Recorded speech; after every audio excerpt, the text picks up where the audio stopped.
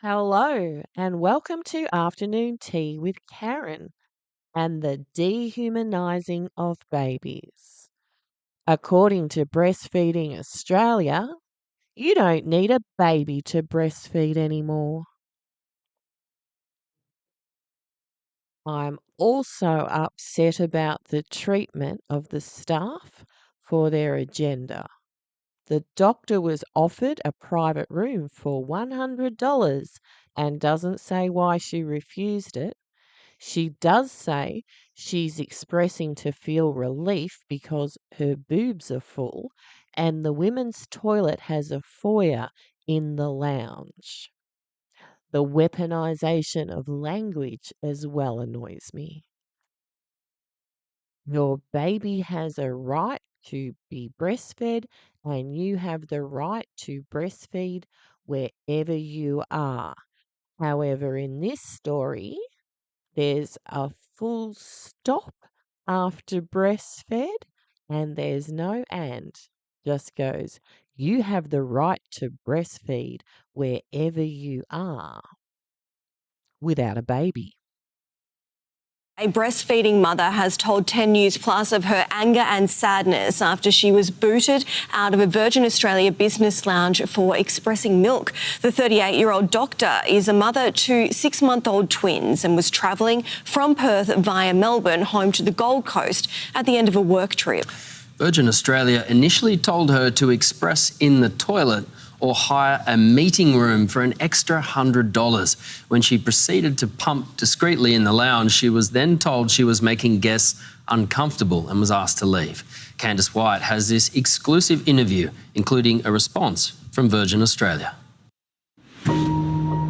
Dr. Elise Turner is a specialist in women's health.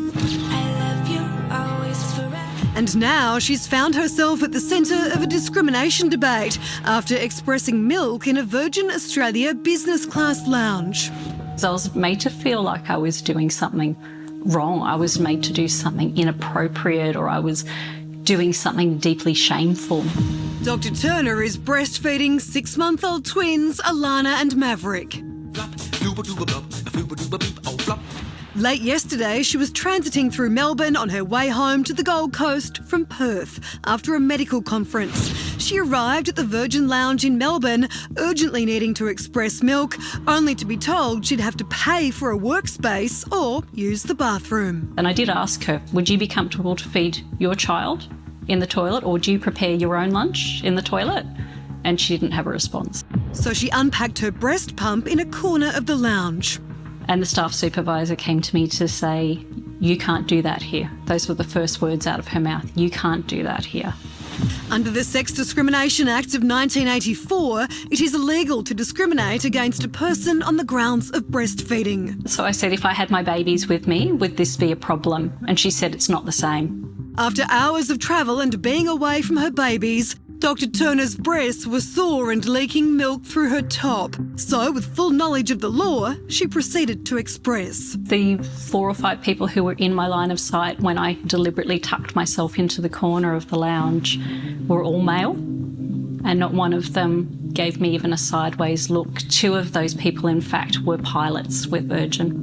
But the staff member, who identified herself only as Christine, returned again to confront her. She said, you can't do that here. This is a business class lounge. This is a private lounge, and there are men here. Furious, Dr. Turner then went on Instagram to publicly call out her treatment. But I've been told that I can't sit here in the Virgin Lounge as a paying business class ticket holder to express breast milk that sits under my shirt like this, because this is a private business lounge and we don't do that here. This is just disgusting. This is 2025, and this is the sort of treatment that lactating mothers are expected to deal with. Which attracted outcry from across the country, including calls for people to boycott Virgin Australia. It's not okay for someone to tell a breastfeeding woman or a woman expressing breast milk, that they should go somewhere else. This is a protected right. In a short written statement, Virgin Australia told 10 News Plus, "We are sorry for the way this situation was handled. It fell short of the high standards of care and customer service our team strives to deliver. We have reached out to our guests today to apologise directly." Virgin Australia's General Manager of Operations called Dr Turner to say sorry and admitted the experience hadn't met the airline's expectations. But she also explained it needs to undertake an internal investigation, which will take days. And so she offered Dr Turner no form of compensation for the discrimination she'd been subjected to. As a society, it's important that we include and create space for women who have made these sorts of commitments to their baby's health and their own health. Dr Turner wants the staff member disciplined. I don't think this person should be in a position of leadership or seniority. I don't think this person is a good representative of this organisation, and I think the company needs to have a good think about the image that they want to portray. As a doctor, she says breastfeeding mothers who aren't able to express when they need to are at risk of developing a painful infection known as mastitis or permanently disrupting their milk supply. Supply is definitely a concern for me. I've got 2 babies to feed, not just one. Now home with her partner and 3 children, Dr Turner hopes her experience doesn't discourage mothers from breastfeeding or expressing milk in public places. Breastfeeding is bloody hard.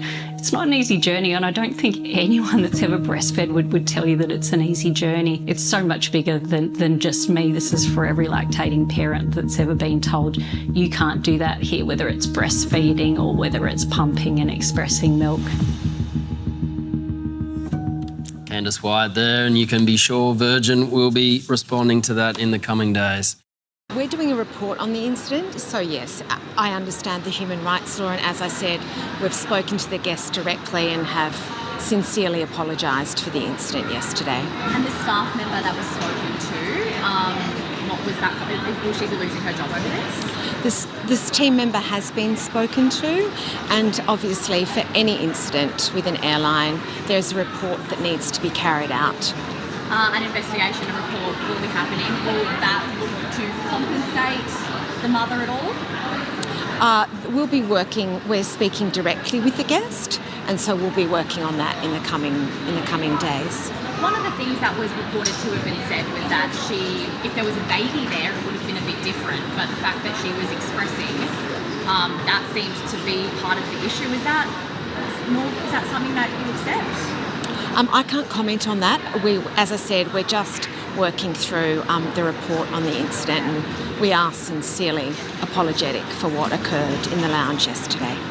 And I guess today, an announcement around pets being allowed on planes.